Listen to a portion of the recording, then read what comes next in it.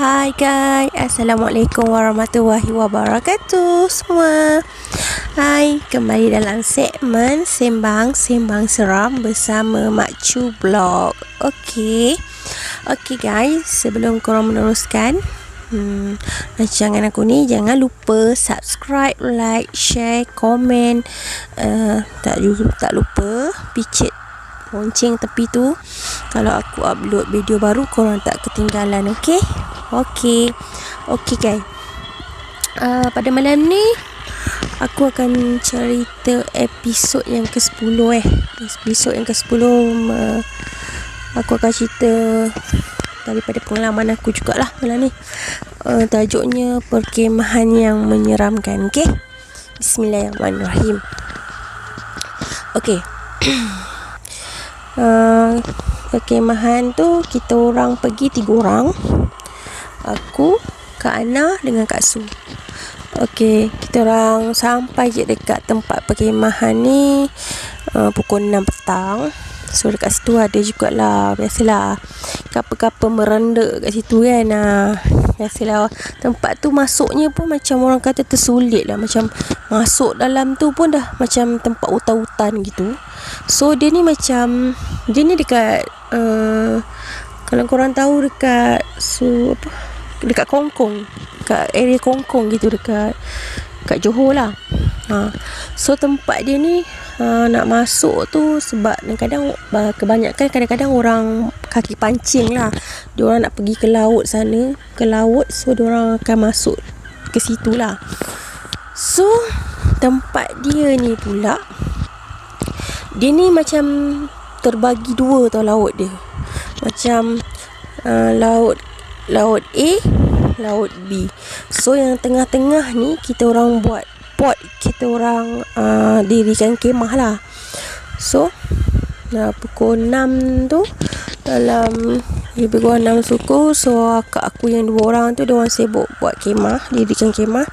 So aku ambil bahagian untuk macam masak-masak. Tapi nak kata masak sangat tak lah, sebabnya nasi aku dah masak kat rumah. So aku masak air and then aku ditugaskan nanti bakar ayam je lah. Dalam pukul 8 tu kita orang buat macam BBQ sikit lah. Okey lah. So setelah akak aku tu, Kak Ana dengan Kak Su dah selesai dirikan kemah, dah meja lipat pun dia dah buka, ada kursi lipat pun ada kan untuk kita orang 3 orang. And then dia pun dengan kakak aku, Kak Su, pun pergilah mancing. Dia orang cakap dengan aku, okey lah, dia dah siap dia punya ni, dia nak reki tempat mancing lah.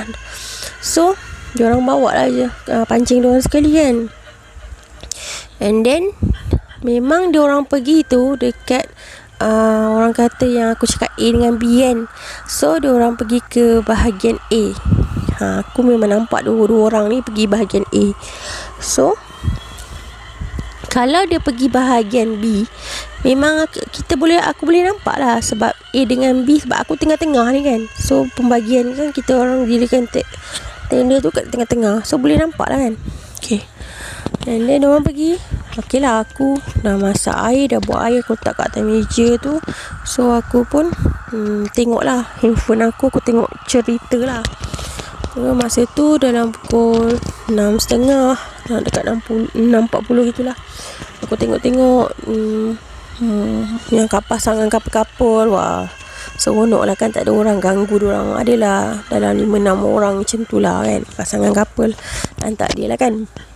Okey lah, dah nak dekat lagi 15 minit nak kat pukul 7 ni. Aku tengok Kak Su, dia dah naik lah daripada batas A tu kan. Aku cakap ampang lah, senang ampang A tu dia dah naik. Lepas tu aku tanya dia, Kak Ana mana? Lepas tu dia kata orang dah ajak dia balik. Lepas tu dah kat azan ni, ajak dia balik dulu. Dia cakap nanti dulu, sebab dia dah dapat ikan tu besar juga. Lepas tu dia cakap excited, dia kata okey lah. Lepas tu aku cakap lah, bukan ke orang tua-tua cakap kat tengah laut macam gini, mana boleh. Kalau lagi macam kata benda-benda hantu ni kan, dia memang suka kan macam kita berhayal kan. Lagilah dia menimbulkan macam banyak ikan ke apa-apa kan, supaya kita berhayal kan. Aku takut macam tu je. Lepas tu aku cakap dengan Kak Su, jomlah kita panggil dia. Lepas tu Kak Su kata, jom lah. Kita pun pergilah dekat Ampang A tu kan. Lepas tu kita orang pergi, kat mana tadi mancing? Kat sini lah, kata Kak Su. Mana dia? Lepas tu aku tengok Kak Ana tak ada. Kak Su pun, kat sini tadi mancing. Takkanlah dia jatuh. Tak mungkin lah jatuh. Cakap kat mana? Kita orang panggil Ana. Kita orang panggil lah. Panggil tak ada. Panggil je tak ada. Lepas tu kita orang panggil, kita orang cari kat Ampang A tu. Kita orang cari tau. Kat Ampang A tu baru tu ada batu kan. Kita orang cari tak jumpa lah tu. Okay lah, lepas tu kita pergilah pula naik kat atas bukit tu. Nah, kita naik atas bukit, kita panggil tak ada dengar. Naik atas bukit lagi, kita nak menuju ke Ampang B tu, kita boleh dengar macam suara dia. Lepas tu kita orang pergi tengok, dia ada kat situ, kat Ampang B. Rasa pelik tak? Macam pelik. Lepas tu cakap, bila pula dia boleh menyeberang pergi ke Ampang B? Kenapa kita orang tak nampak? Lepas tu bila kita orang sapa dia masa tu, kita orang sampai, kita sapa, buat apa kat sini? Dia diam, dia tak jawab. Jadi aku dah macam orang kata tak sedap hati dah ni kan. Ya, kenapa ada kat sini? Bukan Kak Su aku tanya dengan dia, bukan ke kita mancing kat Ampang B? Dia kata memang dekat sini, dia kata gitu. Wah, sudah aku kata. Macam mana ni? Dah lah, tak apalah. Sekarang kata Kak Su aku, dah lah, jom kita balik dulu. Dah nak azan ni. Tak elok kita dekat sini. Nanti lepas habis azan baru kita pergi sini. Lepas tu dia tak nak bangun tau. Lepas Kak Su aku ajak lah, Kak Su aku tarik lah. Aku pun tarik dia kan. Lepas tu dia pergi. Lepas tu bagi dia duduk kat kursi. Dia macam tak tahu, dia macam mata dia tu, macam pandangan mata dia tu kita orang tengok kosong je. Macam dia macam dah, aku rasa macam dia dah kena sampuk lah, macam tu lah kan. Lepas tu aku dah tengok Kak Ana pun cakap aku pergi ambil air mineral dalam beg tu. Ambil air mineral, tuang. Lepas tu Kak Ana baca, mungkin Kak Ana baca kot. Kak Ana pula, Kak Su baca ayat kursi kan. Dia baca ayat kursi. Lepas tu suruh Kak Ana minum. Lepas tu basuh muka dia. Bila dia minum, basuh muka dia, macam orang kata apa, dia tersedar lah. Macam dia macam orang kata boleh tersedar kan. Dia kata kenapa basah muka dia? Cakap tak ada apa-apa lah. Lepas tu kita orang tanyalah, tadi mancing dekat Ampang B ke? Lepas tu dia cakap, mana ada, dia dekat Ampang A lah tadi kan, sama dengan Kak Su, dia kata gitu. Lepas tu kita orang tak nak lah banyak soalan, macam bagi dia apa ni kan. So kita orang cakap tak apalah, okey lah. Lepas tu dia cakap dah hidupkan api. Dia boleh tanya lah kat aku kan, dah hidupkan api unggun tak, nak bakar apa ayam tu, dia kata. Lepas tu aku cakap belum. Lepas tu cakap tak apalah, dia hidupkan. Lepas tu aku dah cakap, aku bisik lah dengan Kak Su ni, lain macam je tengok Kak Ana ni. Apa kata lepas habis bakar-bakar ayam ni kita balik lah, aku cakap gitu kan. Aku dah tak sedap hati dah ni. Lepas tu dia boleh dengar pula tu tau. Aku cakap bisik, tapi dia boleh cakap, buat apa nak balik awal, dia kata. Kan kita dah janji pukul 12 atau pukul 1 kita balik. Lepas tu aku dengan Kak Su dah saling pandang memandang. Kau dengar Kak Su cakap itu? Kau dengar ke? Aku tahu dia cakap macam tu. Aku dah cakap ni dah lain macam ni. Bukannya Kak Ana ke bukan ni. Aku dah takut dah kan. Lepas tu okey lah, bakar ayam. Dekat pukul 8 nak masuk isyak gitu. Lepas tu diorang dah sibuk dah. Dia dah Kak Ana dah ajak lah So pergi taruh mancing dekat Ampang B kan. So masa tu aku dah dekat dalam kemah. Lepas tu dia cakap, nak ikut tak? Berani tak tinggal seorang kat sini? Aku tak fikir apa-apa lah masa tu kan. So aku cakap tak apalah. Aku cakap aku okey je. Sebab aku fikir naik bukit tu, kalau aku jerit apa-apa pun mesti diorang dengar kan. So aku fikir kan diorang ni tak adalah pergi jauh sangat kan, dekat mungkin dekat diorang menyeberang di atas bukit, turun ke Ampang B tu je lah maksud aku. Tak api mangkuk ayun 2 orang ni, dia sudah pergi ke tepi sana, ke hujung sana. Kalau aku tahu dia ke sana, memang aku tak adalah nak duduk dekat dalam kemah seorang-seorang. Okey, masa dalam kemah tu, aku memang ada lampu yang LED bateri punya tu, memang aku pasang lah dalam kemah tu kan. So kat luar tu masih ada lagi api yang bekas bakar-bakar ayam tu, buat alau-alau nyamuk kan. So memang diorang berdua ni, Kak Ana dengan Kak Su dah naik dah, pergi dah. Jadi lebih kurang dalam 20 minit macam tu, macam suasana tu mula-mula macam cuma dengar suara burung-burung cekerik-cekerik gitu je lah aku dengar. Dengar macam tu je. Okey lah, tak apa. Lepas tu aku buka lah handphone, aku tak tengok cerita kartun. Masa tu aku suka kartun yang aku tengok kartun anjing dengan kucing tu lah. Tapi aku tak adalah buka suara cerita tu besar sangat. Aku buka separuh je lah suara je. Tapi aku, kalau apa-apa pun macam aku boleh dengar lagi lah kan kat luar kan. First tu aku dengar macam orang berjalan tau, dekat sekitar tempat dekat sekitar kemah aku tu lah. Aku dengar orang berjalan, dengar macam bunyi pijak ranting-ranting kayu, pijak-pijak daun macam tu kan. Jadi dengar macam jalan je, tapak kaki macam orang pijak-pijak tu berjalan je. Lepas tu aku pun sound lah. Aku cakap, Kak Ana,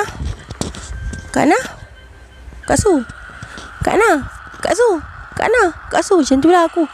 Janganlah main-main kat aku ni dah. Lepas tu aku, masa tu aku dah geram.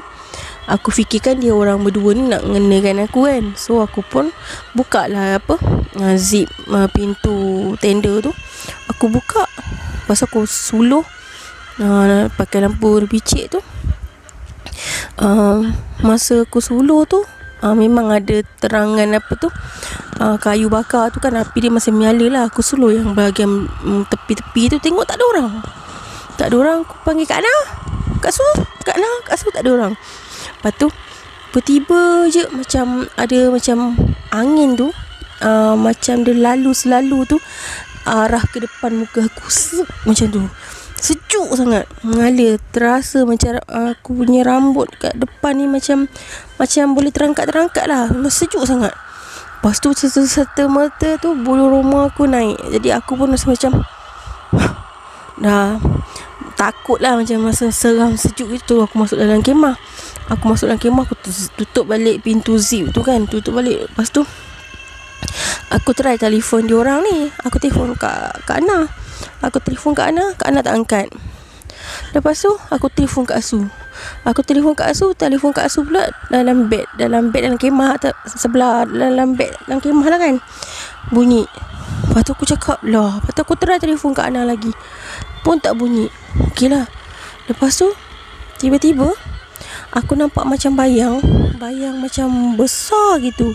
Macam nak kata orang, tak orang, tapi macam menghampiri kemah lah kan. Sebab kan kat luar tu kan ada macam api unggun tu masih menyala kan. So nampak macam bayang tu.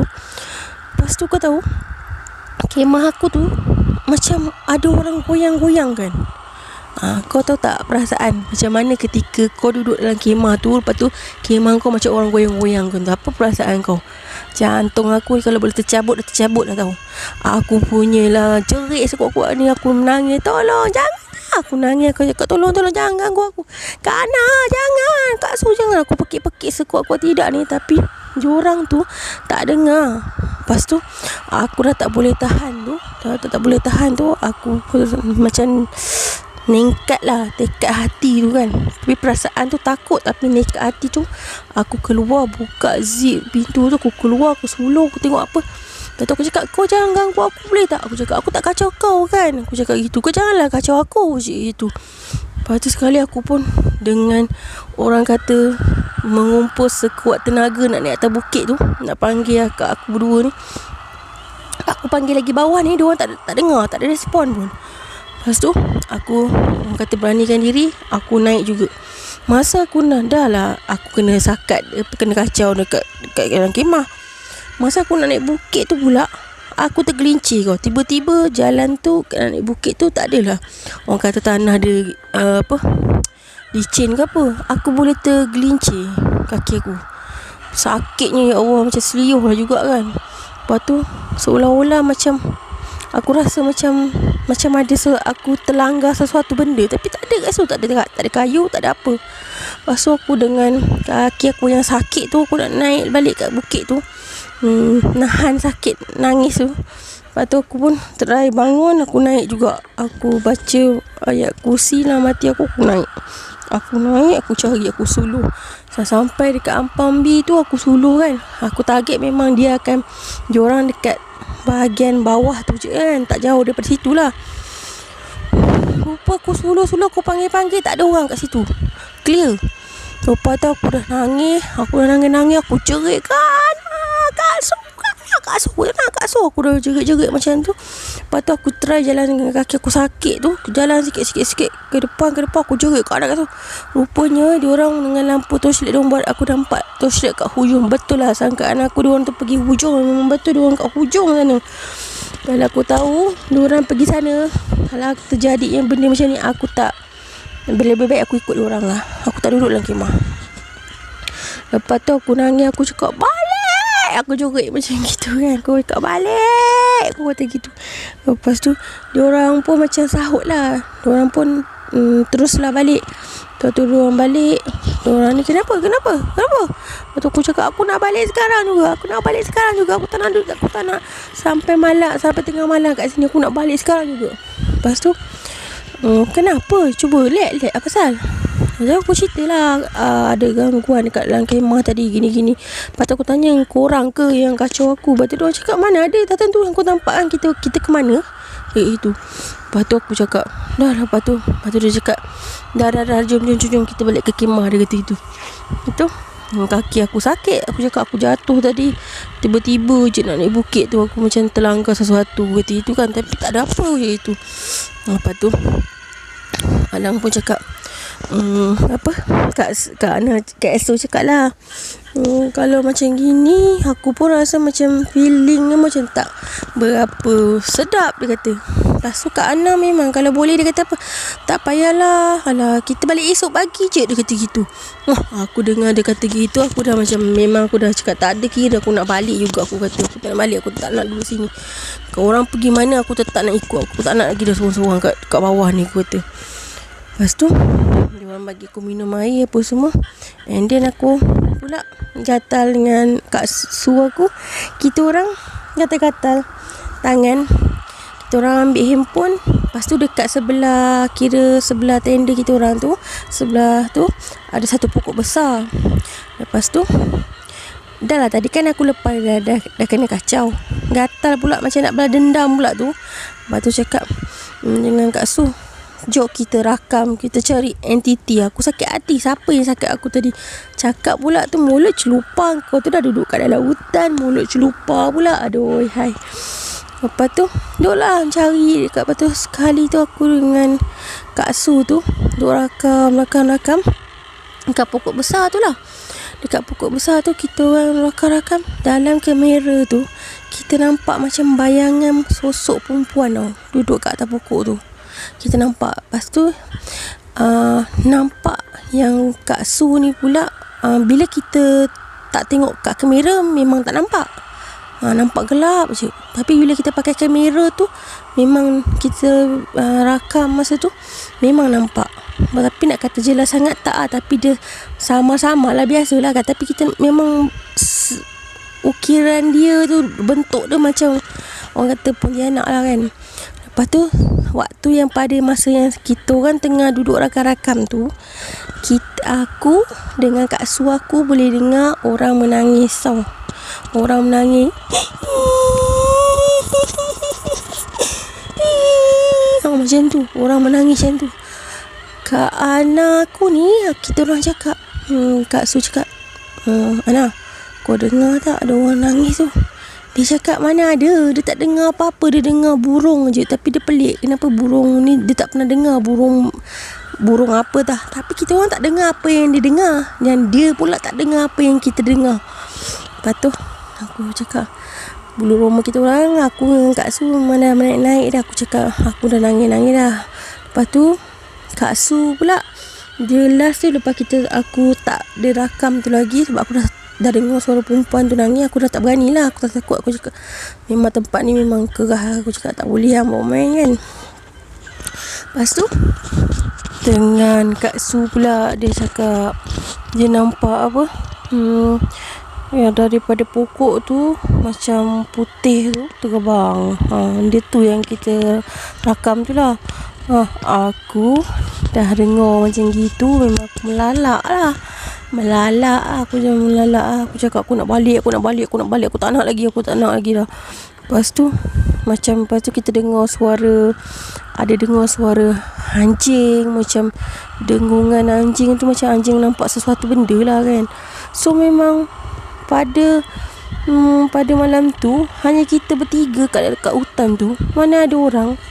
Rupanya tempat tu memang takkan ada orang malam, takkan ada orang, tak berani punya. Sebab tempat tu dia macam ampang laut, macam untuk orang yang mancing. Tapi tak ada orang mancing kat situ juga. Orang mancing pun dia akan naik bot, dia akan pergi ke tengah laut sana.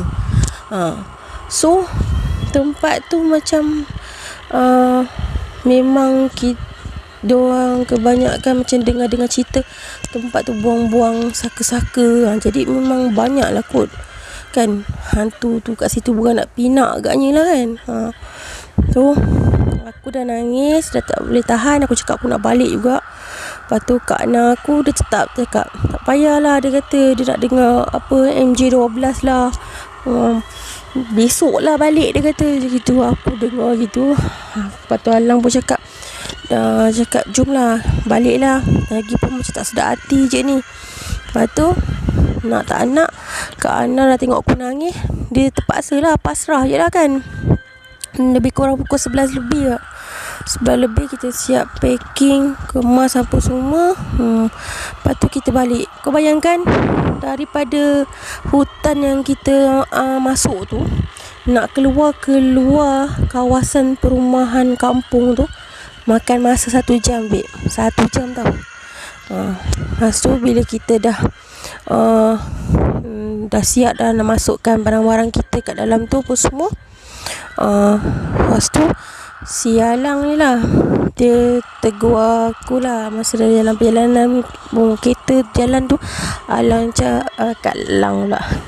Kak Su cakap, dia cakap jangan pandang, cakap dengan aku lah, pesan jangan pandang belakang. Apa pun dia kata tutup je telinga. Sebab aku ni orang kata semangat aku kadang lemah kan, takut benda tu masuk ke. Rupanya dia cakap macam tu. Rupanya dia nampak benda putih tu mengejar kita orang.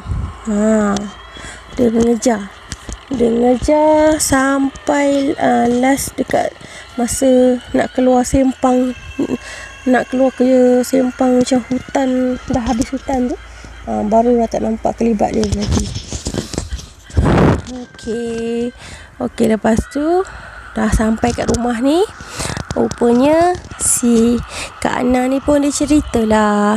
Sebenarnya dia cakap yang dia ada pergi seorang-seorang lah kat masa petang tu. Dia cakap lah dia pergi seorang-seorang dekat tepi ujung tu. Dia kata dia ada jumpa satu kain putih balut. Kain putih tu dalam tu ada macam bunga lah, tapi dia tak buka. Dia faham lah kan. So dia letak je lah situ balik kan. Lepas tu